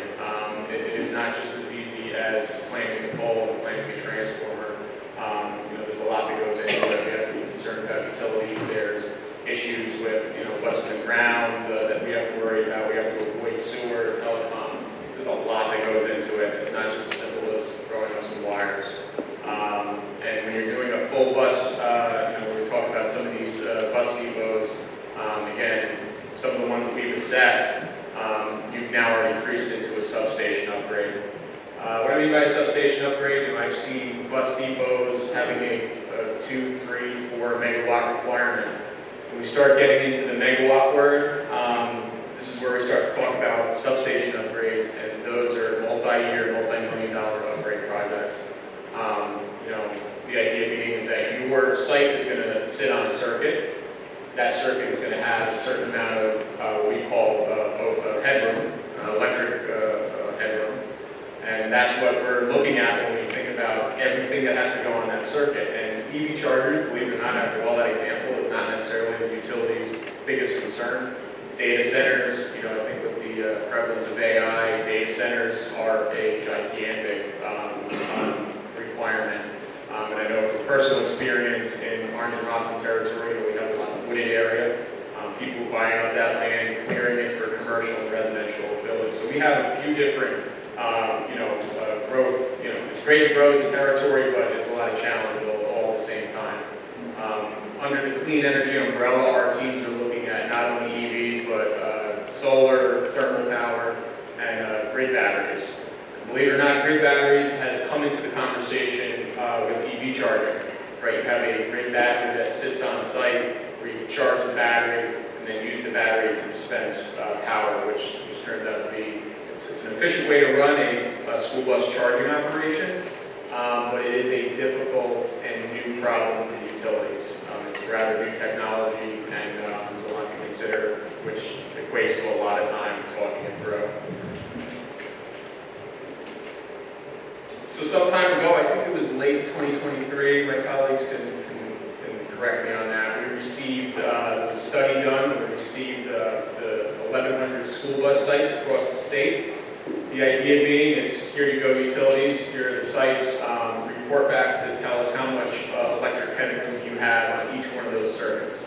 Right, so your site, like I mentioned before, your site is going to sit on a circuit. And we were tasked with looking at each one of those circuits and just to say, at least in that moment in time, how much headroom was available for electric vehicle charging. It's a study that was done a long time ago. I think we gave our results in May of 24. And that is always changing. Again, territories are growing, the data centers are coming, commercial structures are going up and down. So you have fluctuation on the headroom. So whatever we did back then is not necessarily valid, but it was able to give us a baseline to have a conversation on a few topics. So what we found from that study is that a majority of school bus sites, about 75% of them, could support approximately 10 electric school buses at their site. Now that's not a great story for a site that has 200 buses, but it's a great story for a majority of the districts that might be able to put a pilot program together to do a handful of buses right up front. So what that means right away is we can, on some of these sites, and again, there's a lot of assumptions there, considering the different duty cycles of buses and the EV charger, the range of EV chargers that you can go with. This is kind of a nuanced story. But we found that most of the sites could handle a handful of buses as a pilot, with minor upgrades. Now, a lot of the sites I've seen, I've seen two types of bus depot sites. I went to one, it was 150, 160 buses. Only thing they were doing on site was lighting. There was a security lighting, and there was a trailer for some employees that were working. There was no major repair or maintenance operation that we could see. So this site was served by very small capacity transformers. Right off the bat, I don't even have to do any math. I know right away that even if you're going to start putting in a few chargers into the site, you're looking at least your local service upgrade, right? Just for a pilot of buses. Some buses are running major, maintenance operations. Another school site, a very similar amount of buses, but they were running a pretty in-depth maintenance operation. So they had large pad-mounted 20 or 1200 kVA transformers feeding us, one of our, at least in Argent Rockland, one of our bigger size transformers. And there's some possibility that they had headroom on their existing equipment to accommodate. So after that, your real issue becomes, now I have to trench up a parking lot. Do I have to, what things do I have to make in order to make it work with the geography? I think we talked about how buses were parked, and where we're going to put the chargers, because obviously these chargers can eat up some of that parking space. A small initial deployment, again, we look at that as an excellent way to kind of wrap your head around the whole process, because you do it in phase one. Phase two is not going to look that much different, just more upgrading, more construction. On a personal note, we do have a customer who is in the middle of doing it this way. They took delivery of 4 buses last year. They're taking 10 more buses. Actually, it was supposed to be October of 2025, so I have to get back and see if they took delivery. They started off installing a couple of 4 60 kW level 3 chargers, right? I think whatever the math was, they had another, and actually it was interesting because they used different output chargers. So obviously they sat down with the NYSERDA team on a fleet electrification plan and narrowed down what exactly they would need. Instead of saying, "Oh, give me the biggest one, it's like charge the bus as fast as possible," this is a really nuanced conversation. So they had kind of an arrangement for a few 60 kW chargers and a 30, 150 kW project. In the grand scheme of things, that's not huge, but they still needed a transformer upgrade. But with the exception of some permitting issues that they ran into, I think we got it done within a year. Now they're on phase 2, already working with our new construction department on some of the next parts of the project. Also, as mentioned here, I'm going to get to the managed charging stuff along with some of our programs, but we'll get to that. So, some of these services and programs that we offer, we talked a lot today about some of the state and federal funding. We were ordered by the state. I think I'm a relatively new member of the community here, but I think it was back 2020, they ordered us to create programs and teams in order to deal out electric vehicle incentives. And the incentives cover a whole range of different aspects of the program. And we also created other services for customers to use. And what's great about this is that you have a dedicated team for electric vehicles, right? When you talk to the utility company about getting power, you're talking to a project manager on that side that has a ton of other projects. We have a dedicated EV team for utilities, and cases, dedicated project managers on the construction side working that. So that's all they do is EVs, and in some cases other clean energy projects. Want to call out our programs here, fleet assessment services. Our folks from NYSERDA mentioned our fleet assessment service. We work hand in hand with NYSERDA with their fleet electrification plan. I meet with the Hawks team once a month on those things and talk, which schools are talking to us, where we at with it, so we can support each other. Our fleet assessment is basically, you apply to us and you say, here's what I'm dealing with, here's my duty cycle of my buses, here's kind of a general plan of what I'm working with. Can you tell me what service and grid upgrades I may need? And we're able to turn around and say, well, based on, we look at the details of your project, we look into your account and see how much energy you're using and what demand you require. And we kind of give you a simple yes/no on both topics. Additionally, we give you some other tools that I'll mention below. Hosting capacity map, this is a free tool online that you can go right now and check to see what the headroom on the circuit that your site resides on. So if you have a bus depot on 1 Smith Street, you go to the capacity map and it'll tell you what circuit you're on, you click on the circuit, and it'll give you a headroom. The good news, bad news is that sometimes there's headroom and sometimes there's not. Sometimes I've gone on and I've seen 5 megawatts, which for Orange and Rockland is really good. And there are times that I've seen 0. That does not mean you can't do your project. If you see 0, that does not mean you can't do your project. When you apply to utility companies, there's a rather in-depth design and engineering phase that goes along with all of that. And there's a way that they look at each one of the projects and dig really deep into your corporate requirements. And sometimes they're able to make a project work where maybe you saw 0 on there. The tool is able to show you a little bit of EV charger saturation too, in terms of each of our individual territories. It's able to show you we have chargers here. Some apps some third-party apps can also show you that. For you folks that may not matter so much, developers might use it as a way to what we call identifying charging deserts, where they say here's an area with no chargers. Let me see if I can contact the site host and get a project going. One of the biggest programs I want to talk about today is that I get a sense that we talk to the school districts that maybe one of the lesser known funding options out there is our medium and heavy duty pilot program incentives. And effectively what that does is I'll use the word reimburses, the best way I can explain it. It reimburses you for part of your construction costs, right? So you go to upgrade, you're going to have to upgrade. You have what we call customer costs and utility costs. So there's stuff that you own. A lot of people don't necessarily realize that there's stuff, in the Orange and Rockland territory. If you go to the meter box, called the meter pan outside your house, we own the meter, but you own the box. So if the box got damaged, but the meter didn't, unfortunately that's on you. So there's a customer side cost and utility side cost, and the medium heavy duty pilot program is meant to look at your costs and pay back a percentage of that cost with some eligibility requirements.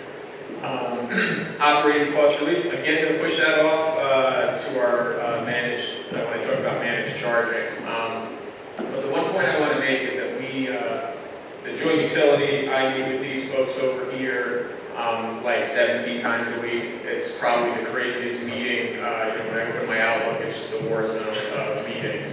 But the good thing there is that we're kind of talking through all our challenges, and we take those challenges to the state, our Public Service Commission, which are the ones that are really holding us to the fire with these programs. And right now, we are actually advocating for the medium heavy duty pilot program to pay out more money and to alleviate some of the requirements for entry. A few times you mentioned that if you want to take a moment to talk about the voucher programs. Being enrolled in the voucher programs is one of the major components for being in my program, or our program. And if you're not in the voucher program, it's going to be exceedingly difficult for you to take advantage of our infrastructure requirement. So you're dealing with, and this is where a few of the speakers have said it throughout the day here, It can be a very daunting task. Not only you got to worry about getting the buses, but you have to, do I need grants from this, and I got to talk to the utility for that. But in many ways, it all kind of dovetails. We have the incentives for infrastructure. NYSERDA has the incentives for chargers. EPA has grants for buses.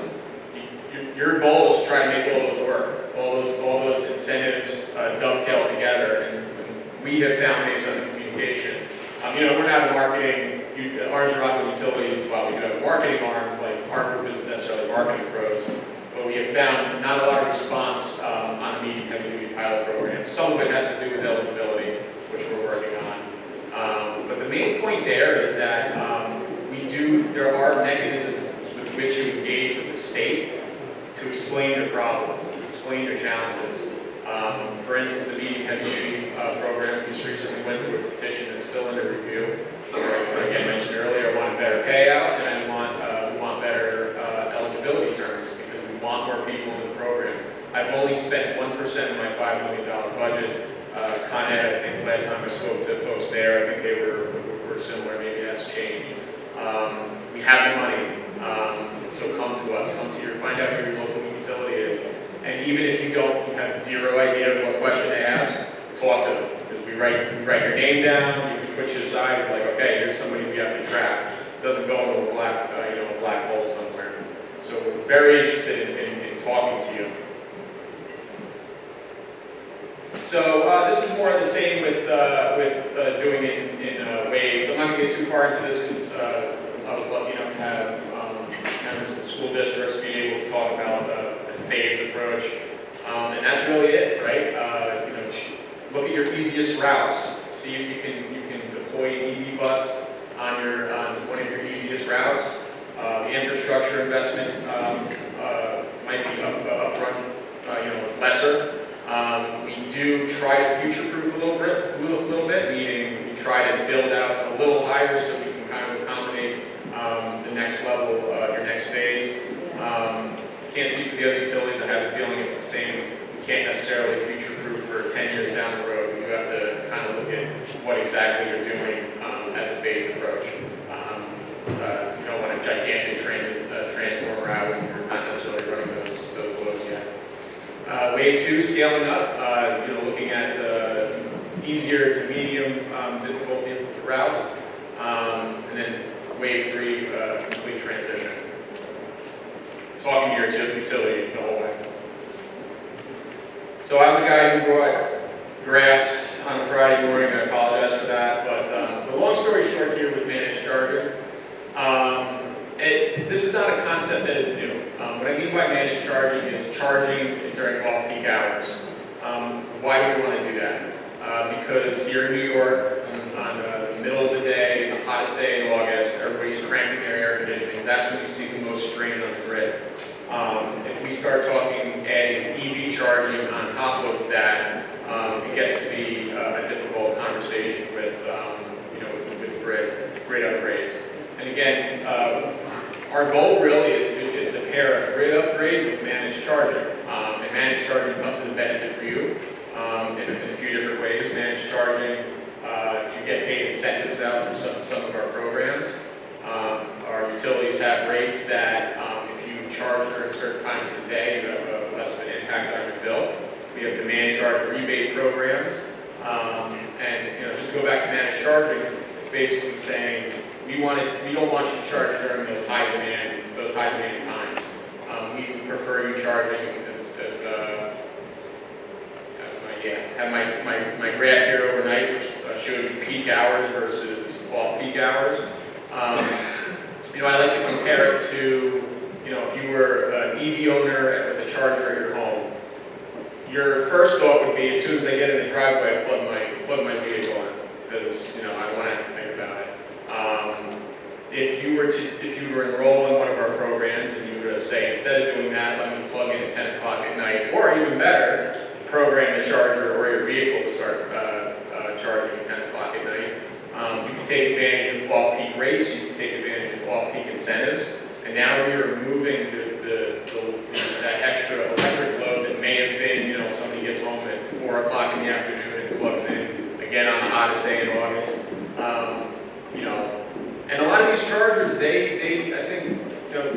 right now, it's at the point now where, we have to consider, I'm getting a sign to stop, but Yeah. that's, we can talk more about managed charging, but charging off the. Joe, thank you. That's super helpful information. I just want to make sure we carve out enough time for questions. So thank you very, very much. Really great. So we know that it's government and utilities who are in the driver's seat, but we're lucky that there are also public interest organizations that can provide really meaningful resources and support. We've invited Hannah Harasaki from the World Resources Institute to share with us a little bit about what she can offer to school districts. So Hannah, thank you.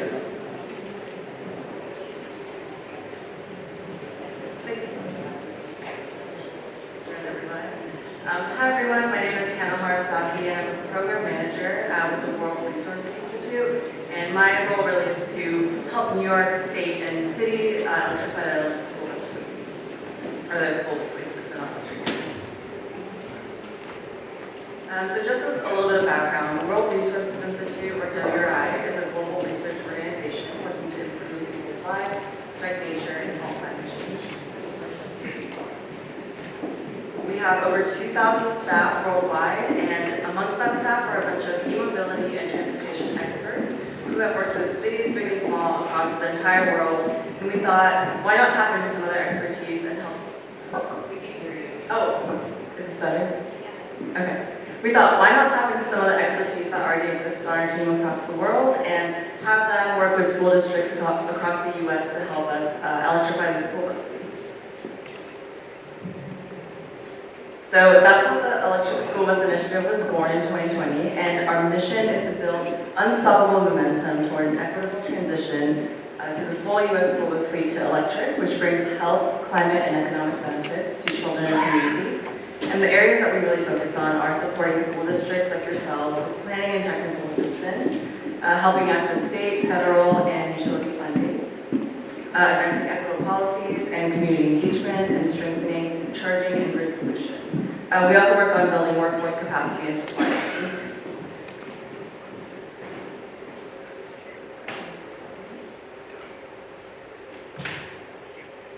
So the purposes of this conversation, we thought it would be really useful for school district staff like yourself to be able to access this one-stop shop website. So if you go to electricschoolbusinitiative.org, in my completely unbiased opinion, I think it's the best place for tools, resources, and information that has to do with electric school buses. And it was made in partnership with and for school districts, manufacturers, electric utilities, policymakers, and community members, and more. And again, I just really want to emphasize that these are all free resources that you can all access. And for you all, the one I really want to highlight is free one-on-one technical assistance. So one of our experts on our team will get on a 30-minute or however long you need call with you wherever you are in your school bus journey, whether you're already speaking with the utility or whether you already have 5 ESPs deployed and operating, or if you heard about electric school buses for the first time today and you're just curious about starting that process. So these are all hyperlinks to, and I think if these slides aren't shared, I'm happy to share them with you all later. But you can schedule these one-on-one calls with us. Again, I want to emphasize they're free and we're totally at your service because we care about the climate and environment and we want to help you all make this transition as painless as possible. We also have a resource library with over 300 guides and articles and tools. We also provide funding and finance support. So I heard the term total cost of ownership mentioned a couple times this morning. I can't promise that we can help you with a Facebook Marketplace transaction for an electric school bus, but we have this interactive tool on our website where you can plug in your circumstances and which buses you're interested in, and it gives you an estimate. We also have a step-by-step guide for school bus electrification, and we try to make it as much of a checklist as we possibly can, again, to make this process as painless as possible. And this is just to provide an overview of the breadth of resources that we offer on our website. So we have everything from case studies to different data sets, equity frameworks, and different communication tools, because I know ultimately your boards are the ones who approve your school district budgets. So please take advantage of these. Again, I cannot emphasize enough that they're all free and we're all here at your service. And with that, I thank you for your time, and please feel free to scan the QR code or reach out to us if you have any questions.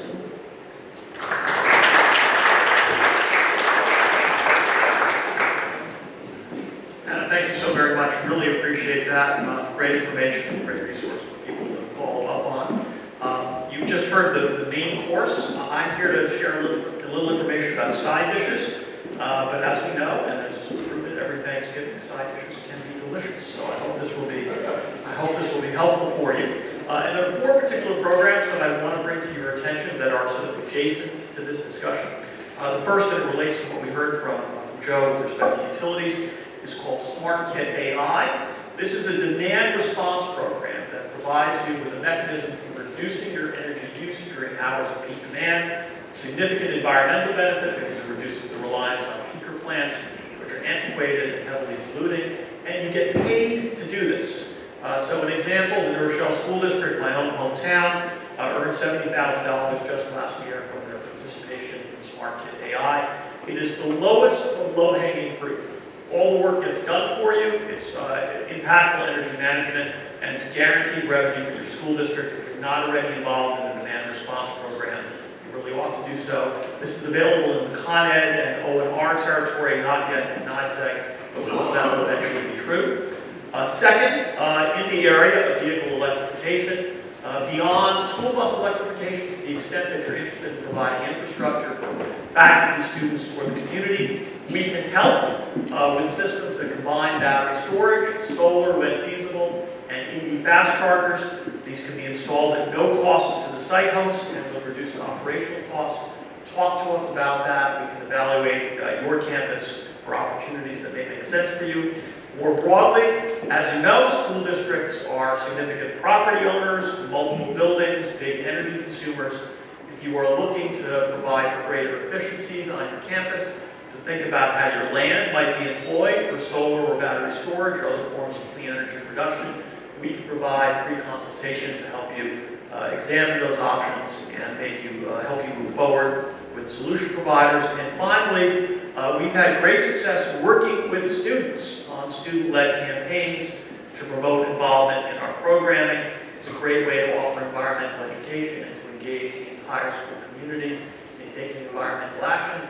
If you have environmental clubs or members of your faculty and staff who have an interest in this area, we'd love to connect with them in order to stand up programming in your school district. On your tables are flyers which describe those programs and provide links as well as a QR code. So please don't hesitate to be in touch with us. We do a lot of work with municipalities. We'd love to do more work with school districts. And this is a great opportunity for us to present that opportunity to you. Finally, I do, by the way, know that when I went to get my cup of coffee, that it's difficult to see the slide from the back. So I want to assure you that we will circulate this entire presentation afterwards, along with links to the various resources that have been described. I tried to be brief so I could give us some time back to make sure that there is an opportunity for all of us to ask questions. And I'm going to ask my colleague, Kat Sales, to assist with passing the microphone around. So the question can be posed to any one of the speakers that you heard from, and we'll start right over here.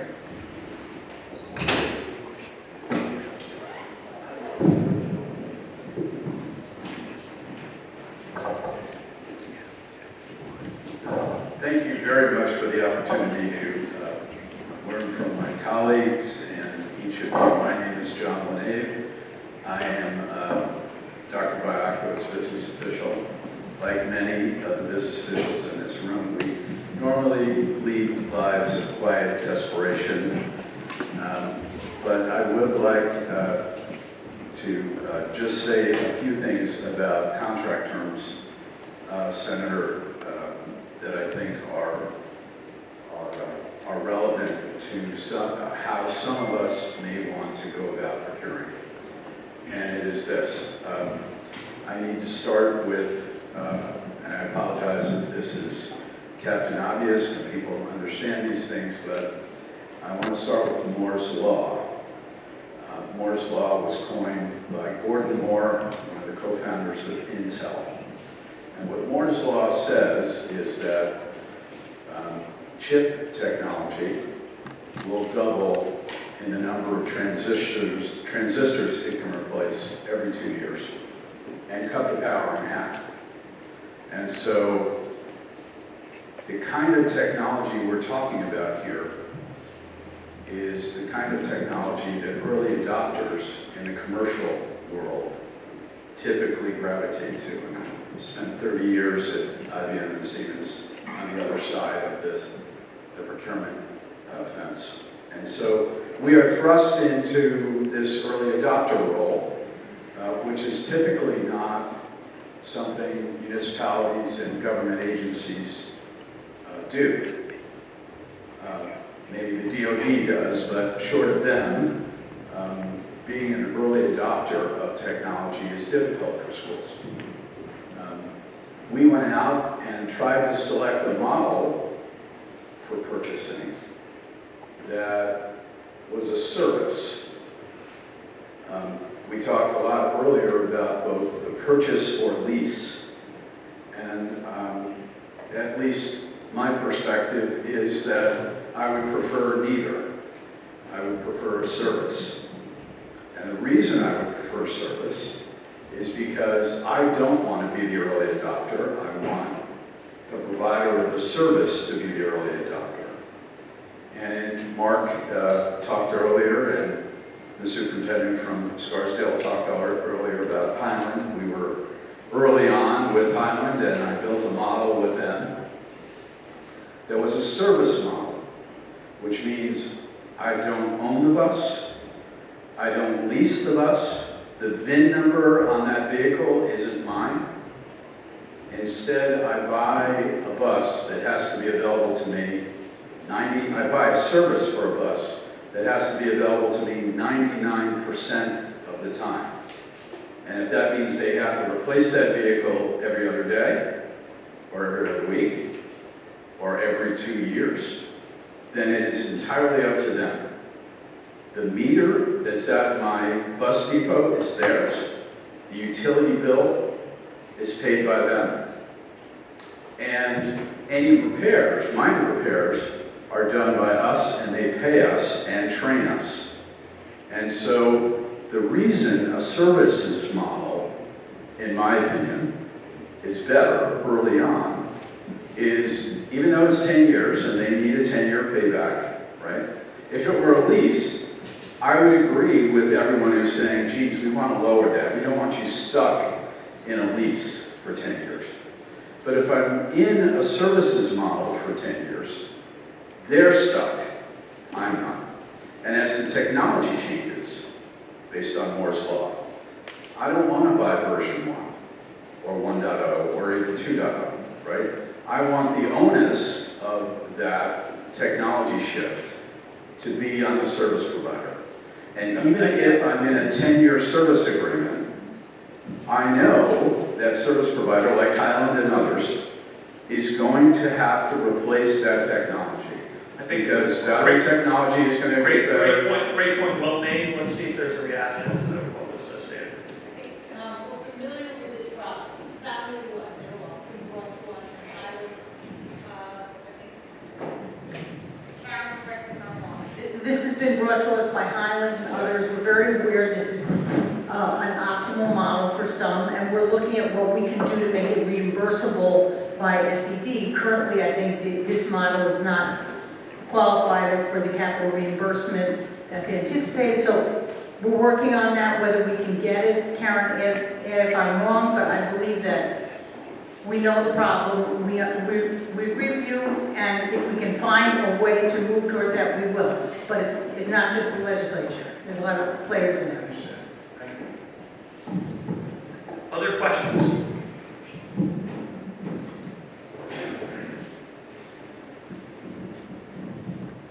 This is probably another obvious question, but if you're a district in a position where, even with the extensions, you're unable to meet that 2035 deadline, what is the state anticipating doing in cases like that, based on the circumstances for individual districts? Well, the question, I don't think this, oh yeah, it is working out. Oh, you know, if we can't make it by 2035, we anticipate we won't. We are trying, you know, this is a collective process. The law was passed, it had a deadline. We have heard from the school districts.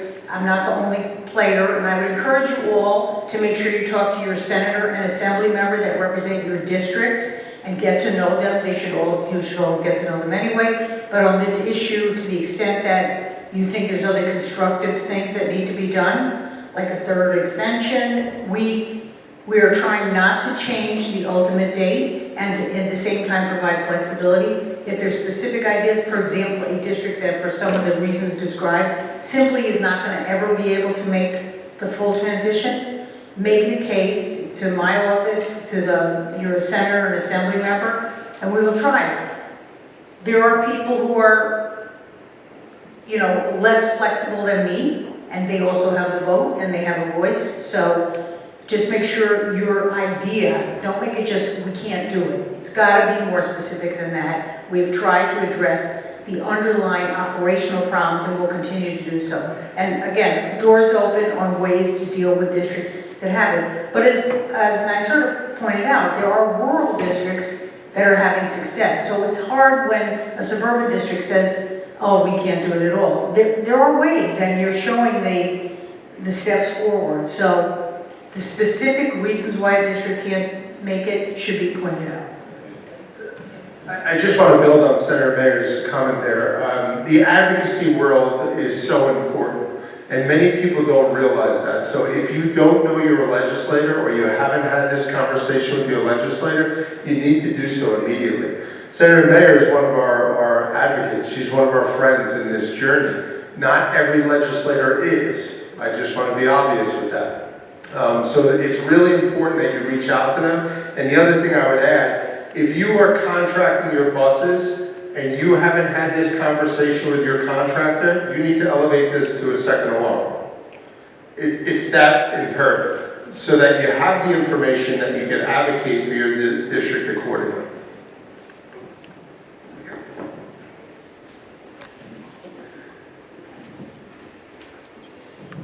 Thank you to everyone. Thank you, Senator Mayer.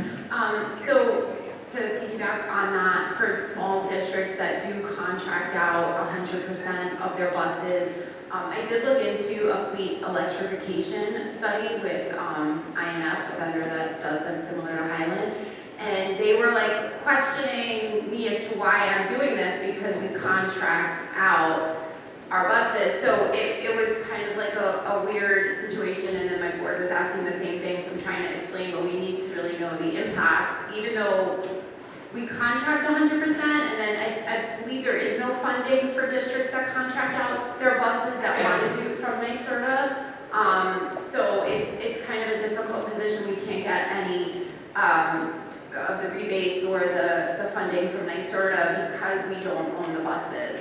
So that's where, you know, for small districts, it's tough. I wonder if I can turn to Alok to maybe address that point. Okay, thank you for letting me respond to that. So in terms of our incentive programs, they are eligible even if you contract out your fleet. Now it's definitely complicated because it's 3 parties that are involved in that point, but we 100% make our fleet electrification planning funds and the actual bus and charger programs eligible for even if you contract out your fleet. And but to your point, like what are the requirements of you know, when you contract out? I think they're slightly different, but there are still like rules and obligations. You know, if you any new, I think the existing language is any new RFP post the 2027 deadline has to incorporate electrification into it. So it's definitely a little bit of a different compliance pathway, but from a funding standpoint, we 100% make our funds available for districts like yours. Other questions? Over there? Yeah.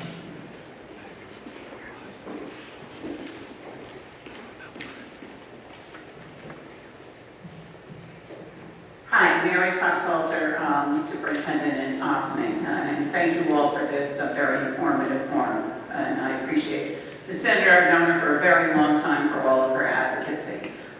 She gave wise words that were echoed by Mark, and I want to triple echo them. Okay. So just a quick question. Drew and I were together up at State Ed talking with the representatives of State Ed at a recent NISCUS conference, and one of my colleagues from upstate New York basically brought up this point that he has a fleet of drivers, and the drivers are volunteer fire people, etc. And he brought up the concern about a battery-operated fleet and said that his drivers will refuse to drive these because of fire issues around it. And I saw a Channel 2 news report yesterday, I'm sure many of you did too, with a Tesla on the side of the road that had to burn for 2 to 3 hours. So, and again, there are many, I heard you speak about, Norm, about, charging stations. Many local communities are now putting up local referendums to prohibit that happening on property. So again, and for the reasons about fire and fire safety along this. And I haven't heard anything about that in any of these conversations. It's just an in-basket question on my end. I'll say a couple of words, but I'd like those who are all knowledgeable to chime in if they like. The state has just promulgated a new fire safety code related to battery storage, which I hope will be a useful tool for municipalities and others in the regulatory position who can impose sensible standards. As a general matter, I think it is our perception that the occasional problems have been greatly exaggerated. Any kind of energy system has periodic accidents. There are gas main explosions, there are transformers that blow, but we don't, as a result of that, question the whole spectrum of technologies. And the truth is, battery storage is a very, very well-proven, heavily used technology all around the country. And therefore, our concerns and our questions, I think, ought to be calibrated to an accurate perception of risk and not an exaggerated perception of risk. I drive an electric car myself. We all have batteries in our pockets right now. I think the notion that someone ought to be concerned about driving an electric vehicle, I think is largely disproven by the experience of millions and millions of people who do so with safety and without any difficulty. Is there anyone who wants to add anything? Yeah, thank you, Joe. So we did meet with our local fire department, had the same conversation, and it's talking about two things. We're talking about how often they catch fire versus how hard it is to put it out. How hard it is to put it out is the concern, right? It takes like 30,000 gallons of water to kind of counteract the thermal runaway that the battery experiences. But to your point, ICE vehicles, granted EVs are rather new. Actually, I had a personal story where my wife passed a EV charging station at a bank that we just installed that I suspected the day before, and there was a gigantic fire there. And I was like, oh God, just there, it's the thing, and now it's on fire, what's going on? It turned out to be an ICE vehicle, totally unrelated to EVs, it caught fire, and it burned to ashes, right? So I think, to your point, there's a perception. The fighting of the fire is really, I think, the bigger concern. What do we do with the vehicles? The fire department talked about, we have to remove the vehicle and put it in a spot where it's just going to burn out completely while we kind of counteract the thermal runaway of the battery. But I don't know that there isn't, I think it's a perception issue on the, how much, how often these things are happening. I don't think the stats support that it's overly more dangerous than an ICE vehicle. I should point out that because we're primed to think about ICE in certain terms given the news these days, that means internal combustion engine and not immigration services. That's our lingo for I have something to add on that too. A couple things. I think there's a lot of stories that we see in the news where, like I know in Canada, it wasn't that long ago, there was an electric school bus that caught on fire and there was a big alarm.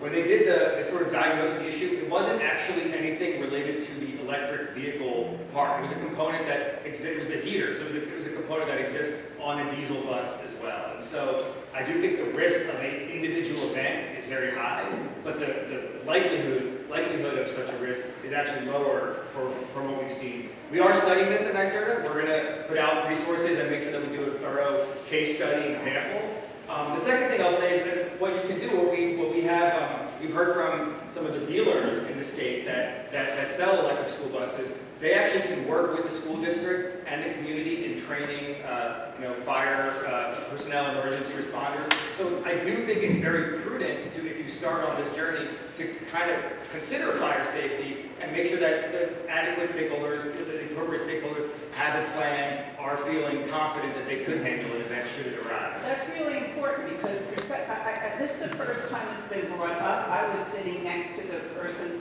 up at State Ed, and they went on for quite a while. And this is the first time I'm hearing you talk. In politics, perception becomes people's realities. We know that. And upstate New York, when I say it from Westchester, they kind of like to think of us as a different category altogether. But I'm just saying, perception is reality. The intensity of a fire like that is a reality in many cases. And I'm just putting it out there that we would welcome that type of information to have, because if it's out there, we'll hear it in other forms. Your point is spot on, and there's no question that there's an educational challenge separate from the department, a technological challenge that has to be undertaken. For our part, we're collaborating with the county in Westchester, their Department of Public Safety, and a variety of other professionals to host an information session. I think it'll be in exactly this space on this question for building officials, public safety officials, to try to make sure that information flow is maximized. Other questions? Okay, well, yeah, go ahead. Several contractors we work with for bus sales, so a lot of what people carry. Joe Boyd, Bird Bus Sales, we're a dealer for a lot of electric school buses that are going out there. A lot of the contractors we work with don't own the lots that they operate buses out of. That's going to present a challenge for electrifying that. Any solutions being proposed by the state or anyone for that? They lease the property. They lease the property, they own the bus, and the question is, they're not, as a dealer, they're not prepared to move into this space? As a contractor, they're hesitant to invest millions of dollars in charging infrastructure where they don't own the property. Yes, that's another issue we're quite well aware of. There's not, let's be honest about money. Just FYI, everyone, and I've told the school people this, bad year coming. Have no illusions about it. Don't come, saying, I'm a fighter for money every year for schools. This is a bad year because of the federal cuts, and it's going to impact every one of us, and I'm worried about everything related to schools. Capital is different. We usually have some more flexibility there, but where we need more money, like you're describing, these are hard asks in this moment. I'm just a very practical person. Our doors open. Someone wants to come in with a request for how to deal with the situation you described. Doors open to try, but I just got to be realistic about this year. So in a moment, I'm going to invite Mark and Shelley to bring us home and offer concluding words. For my part, I really just want to thank all of you for attending and for being engaged. I hope this was an informative and useful session, and we're looking forward to following up with all the materials that were shared now, as well as some additional resources and to assist you on this journey. Mark, Shelley. Thank you so much to our Clarkstown South TV studio for being here with us and recording this. Thank you. Thank you to all of you for coming out today. We will get the information out to you and ensure that you have everything that was discussed today. In addition to which, our contact information, if there are any questions, please feel free to reach out. Just thank you all for coming. We look forward to being in touch. Karen has her cards, I think, here. My office is in White Plains. But really, make sure you advocate for what you need with all the people that you can find in your political sphere. That's where this argument is going to continue. Thank you, and thank you, Sustainable Westchester and Nome, for making this happen. Thank you.